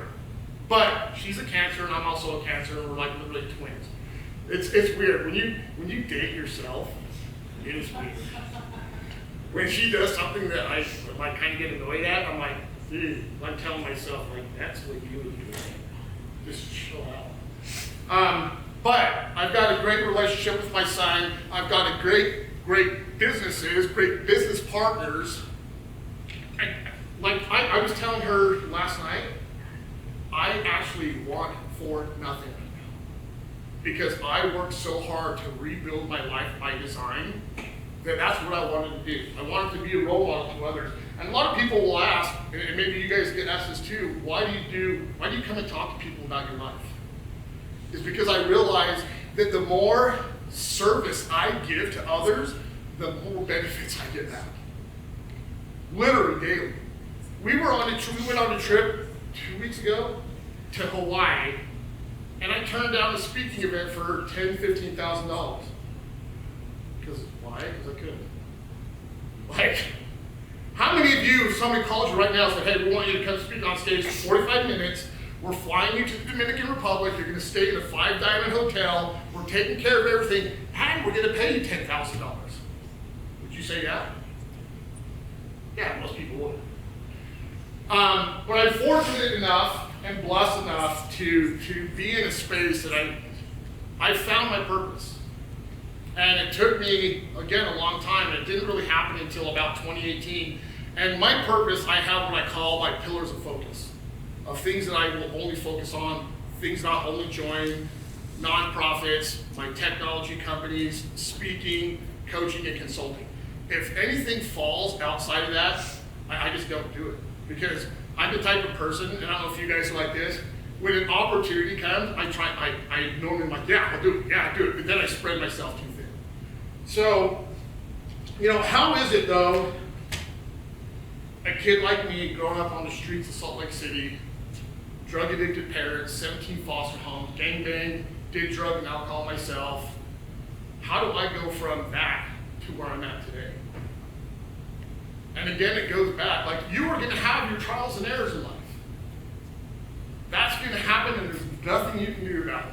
That's what I'll guarantee you right now. But what I can guarantee is if you choose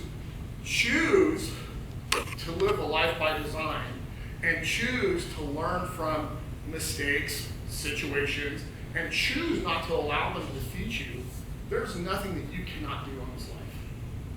Whatever it is you want to do. I knew that when I was a young kid, I wanted to do something big. I never knew it was this big. Like, my life is so amazing. Like you guys don't even understand, like for me to be here, like I'm more excited to be here than all of you, I promise you. To have an opportunity to talk to you guys, and I could literally talk to you guys all day. I remember years and years ago, somebody told me that you need to write down all of your ideas. Even have like a little pad next to your bed. Does anybody do that? A few of you? I started doing that like several years ago, and I was just like, man, it's gonna take me forever to get any good ideas. And I'm in the process right now of rebranding a lot of my speaking and coaching stuff. And I was telling my girlfriend, Kirsten, I was like, I need to go through all my notes and start like putting them all together. Oh my gosh. You have accumulated about 20 years of notes. It's insane.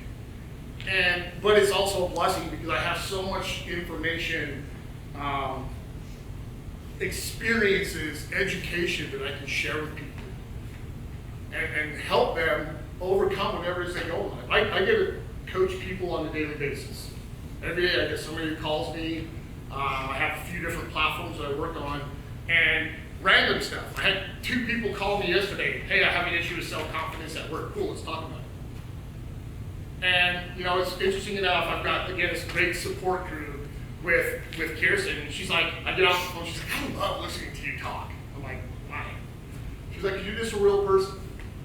And that's, Ben made a comment earlier, we're just real people. We just chose to make different decisions than everyone else. We chose not to allow the negative things in our lives to defeat us. Not to say you guys, again, won't have some history or some issues in your life, but choose to find your purpose, whatever that is. And don't let someone else tell you can or cannot do it. You can do whatever you want. Again, remember, I was told I was going to be in jail, dead, or prison by the time I was 16. I'm 40. Yeah, I don't even have to remember my age anymore. 49 now. I own 2 global technology companies. I own 3 or 4 coaching platforms. I own my own speaking company. I've got literally, you probably do too, you're like me, I literally have probably about 20 other businesses that I'm gonna start in the next year. Both of my technology companies are forecasted to do $500 million each in the next year. I don't know a damn thing about technology, but what I do know is how to make the right choice and never give up and find your purpose. And I encourage you guys all to do the same. And if there's anything that I can ever do for any of you, you guys need to talk to me. I will answer my phone at any point in time of the day. I'm on all social media things. Like, reach out to me, ask me a question. I don't care what I'm doing, I will stop if you need something from me or just need somebody to talk to. Because I know what it's like. I know what the dark spots are like. I know what that dark place is like. And it does suck. But, just like some of you, you know what it's like to be on the other side. And it's a great place to be. So again, with Against All Odds, you guys find your purpose, and thanks for listening to me for 51 minutes.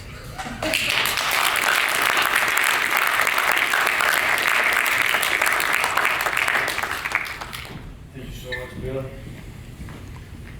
You want to sit off? You want to stay off? Come back on Dusky.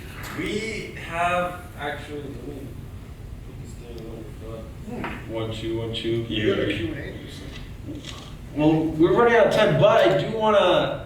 Some people submit a few questions. I want to take some time to answer them, but since we're a small group here, I want to take some time. If they have a question for either of you guys, so you guys can see. Yeah, absolutely. We can take some time before we wrap it up. But And just FYI, no question is a dumb question. There's nothing you can ask me that will embarrass me, because I've been through it all, so feel free.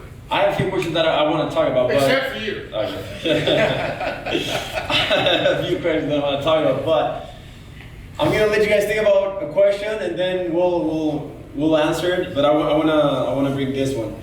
Somebody put, what do you look for in a partner? I'm not talking about a business partner. I'm talking about like girlfriend, boyfriend, husband, wife. You're Your the partner. you go first. What do you look for? You gotta be hot. Okay. I find something very interesting between both of us. My wife and I are both Virgos. And we're both the same. Like, she's September 12th, I'm September 20th. The number one thing that I look for in a partner is communication. I am very spread out. I wouldn't say spread too thin, but I'll walk in the door and be like, I have the perfect idea to start a detailing business. It would cost us this much money. If we put it in it, we hired this many people. There's $1 million idea right there. And my wife is very good at going like this and saying, step back. That's a good one to put in the books. But you have X, Y, and Z going on right now, and that's what needs all your focus. Because I'm what's called a campaigner. I'm good at starting things and rallying people. My biggest weakness in some instances, not anymore so much, was follow through. But I look for a partner as someone that will be brutally honest and communicate with me, and my wife will rip me to shreds in the best way, and I will do it to her too. That's awesome. What would you think of? Yeah, so many things that Dusky said I completely agree on, and it's funny because I think both of our significant others are sitting there like, what are they gonna say? I would say, you know what, it's interesting because when Kirsten and I met, we were absolutely just got both out of negative relationships. We weren't looking for anything, but so I wasn't looking for anything, but I fell upon some of the greatest things that I didn't realize actually could exist in a relationship. And there's several. One of those was patience, because I'm very similar to you, where I have the very strong ability to spread myself thin, to do a lot of things. And she has patience, she has understanding, but she also will reel me in too. Some of the other things I really appreciate about Kirsten and our relationship is she's also accountable and she has integrity. She's not in this relationship per se to really get something out of it, but I know at the end of the day, like, she's gonna get something out of it, I'm gonna get something out of it too. And we rely on each other.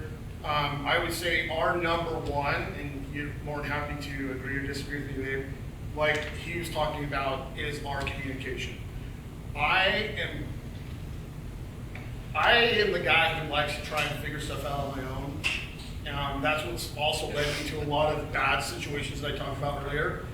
And even the other day, I was sitting there holding some stuff in, starting to feel frustrated, starting to feel the negativity come in, and we were watching the show The Watcher. Oh, you gotta be careful. Never seen it. Too many of the similarities right now. Yeah, and the husband got in trouble because he was doing all this stuff without telling his wife, and I was like, that's that's a lack of communication within the relationship. And the reality is your best friend, your partner, whoever that may be, should be the first person you go to when you have an issue. So I think that I feel that we have great communication amongst each other. And again, like, she supports all the stuff that I do and will tell me, like, hey, this is just a bad idea, and vice versa. I also have to give that to her for it to work, and it works really, really well. That's awesome. Thank you for answering. Do you guys have any questions? Because I have more. But is there anything that comes to your mind right now before we keep going with the second one? Because we're running out of time. But I want to take some time if any of you have questions about relationship, do the business, about everything we just talked about or whatever. Good. Think of something, because I'll just randomly ask you guys. But If not, we'll just go with a list. Anybody? we'll go with you. We'll start with you. Oh, what do you have? What's your name? I'm Rachel. Rachel. Nice to meet you, Rachel. Hi, nice to meet you. Did you guys go into debt to start your first initial business? Or Absolutely.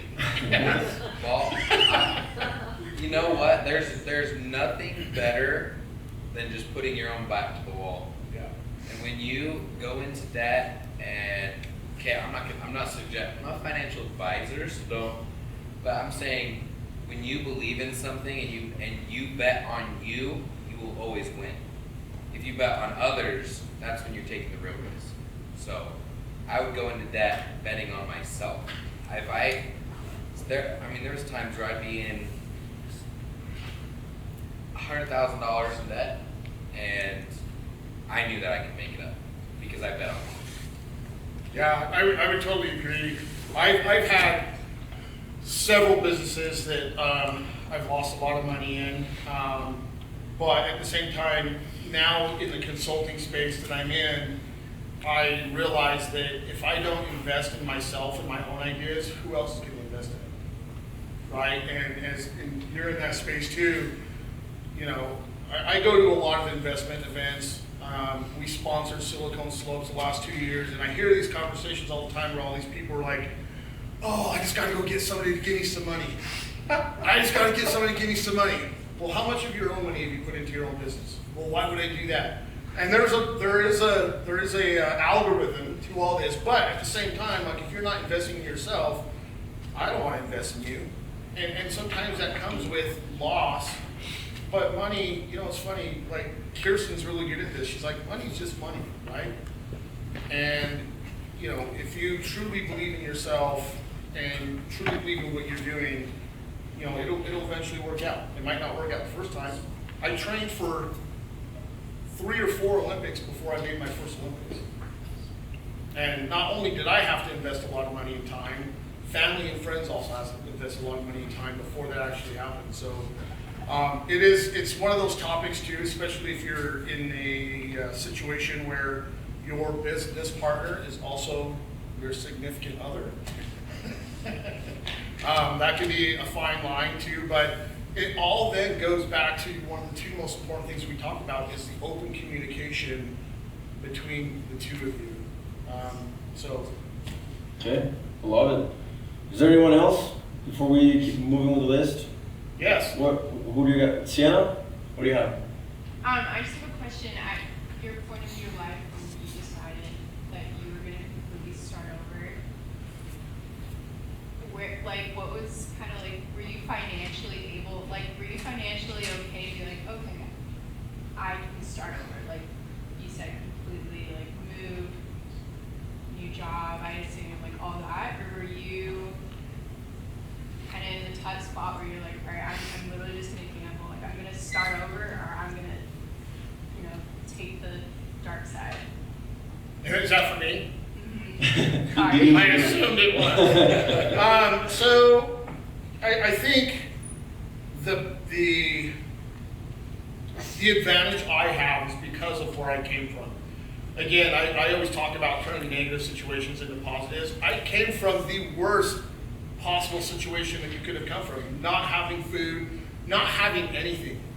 And so as I've gone through life and I've learned so much more and I've accumulated a lot of really great tools that I continue to keep in my toolbox, and if I get into a space where I have to start over, and I'm not in that space anymore, but I have this saying that if you're trying to build a new architecture and you build that new architecture around the old architecture, it's never going to work. So if you pull that same baggage, it's going to eventually come back and continue to repeat that cycle. So for me, and I don't recommend it always, when I started over, I literally just decluttered everything and kind of started over. And there's been a few times where financially, I didn't have anything going for me. I didn't know where I was going to go. I was kind of doing a leap of faith. But I'm very spiritual, and I also realize that when I'm in alignment with all the things that mean something to me in my life, I always know that something's going to work out. And for example, like my life right now is 98% in alignment, and I know that tomorrow I will wake up and I will get a phone call or an email from somebody with another opportunity. But that goes back to leading a life by design and creating my life architecture without all the chaotic things that don't serve me and the purpose of things that I want to do in life. And even as a big, strong athlete, I'm vulnerable and I ask for help sometimes. That's awesome. It's like the same thing that you were just talking about, like literally betting on yourself. I think there's magic when you leave yourself no other option than just to overcome it. I think a lot of people actually fail in life because they have a plan A, B, C, D, B, like all these options, like I can do whatever I want. They never actually go fully on something. And when you literally don't have any other option, that this is my plan A and I have to make it work, and if it doesn't work, that's not an option because I'll make it work. It's just like it changed something in your brain. It's just crazy how it works. So the great answer. What were you gonna say?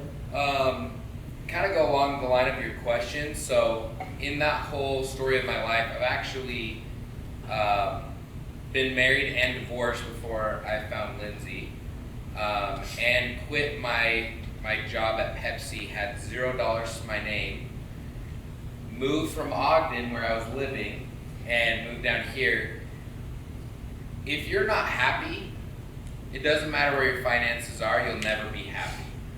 You could have $1 million in the bank account doing what you don't want to do and decide you want to restart, and you have $1 million to do that, great. But I assume everybody in this room that wants to restart doesn't have that, right? If you have $0 and you want to reimagine who your life is, live your life by design, you gotta go for it, and there are gonna be consequences. There's going to be good consequences, and right at the beginning, there's going to be bad consequences.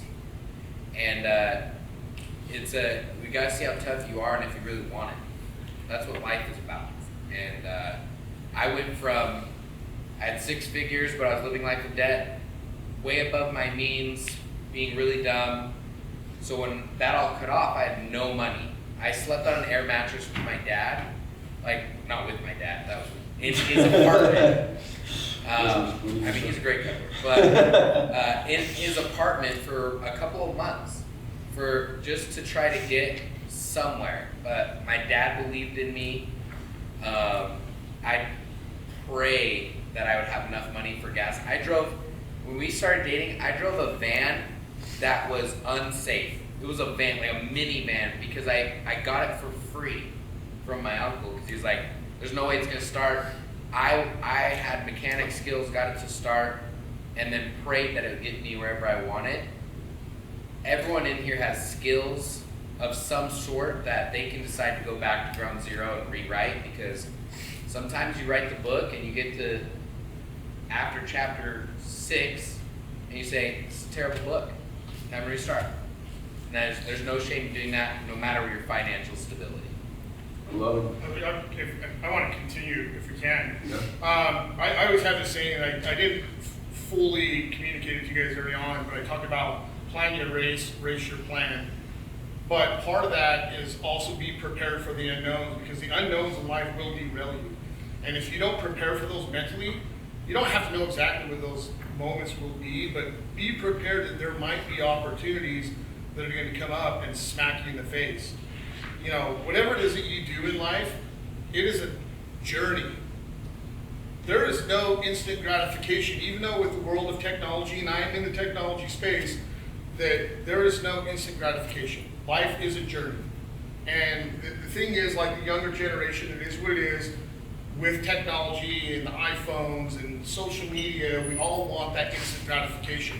Even businesses, we literally try and figure out in a business model, how do we give people instant gratification, yet still deliver a high level product or service? So just realize that it is a journey. So whatever it is that you do, create a game plan, have a plan to execute that. Be prepared for the unknowns, but also have people around you that can support you. You know, part of my default when I went into the massive depression and all that stuff after the Olympics is that I got done of leading a life of having multiple coaches, multiple teammates, multiple doctors, multiple people of influence around me, and then when I retired, I got rid of all that and tried to figure out how I could do it on my own. That's not what life is about. As human beings, we're meant to help one another and serve each other. And that's what people want to do. I had a client talking to me today. She's got a 7-figure job in New York, and she's like, I just don't feel like, I know what I'm doing. And I was like, well, did you ever happen to ask your leaders? No, because I don't want them to think I'm weird. I'm like, I guarantee you, as a leader, if you came to me and asked me for help, I'm going to stop and go out of my way to help you out, because one of the other things I learned as an athlete is we're only as strong as our weakest link. So if I'm the weakest link on the team and these guys are my leaders, I would hope they would come and reach out to me to help me out. And if not, I need to go to them and say, hey guys, I really want to do better. How can I excel? And I guarantee these guys are going to take time to help me out because they want me to be at my very best, vice versa. So, I can sit here and talk about this stuff all day, but there were times when I made that jump where shopping at Family Dollar was way too expensive for me. I was literally going through my apartment, in my yard, scraping to find change in some points of time. I don't recommend that.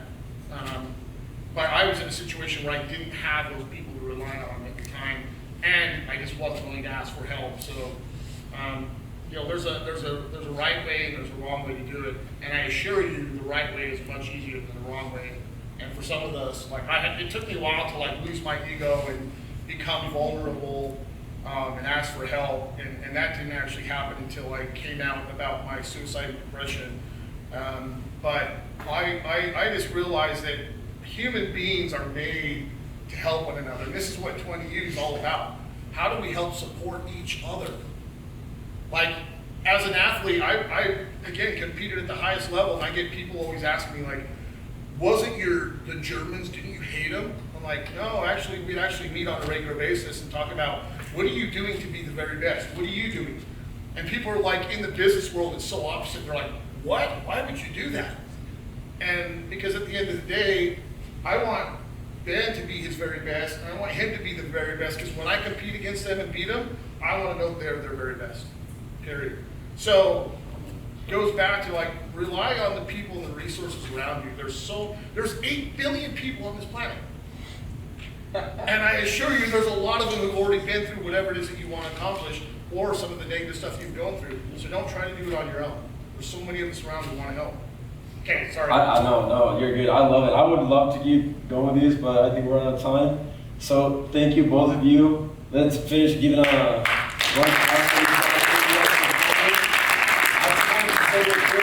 Glennie, she's up there. If you guys can see her, she's in the corner.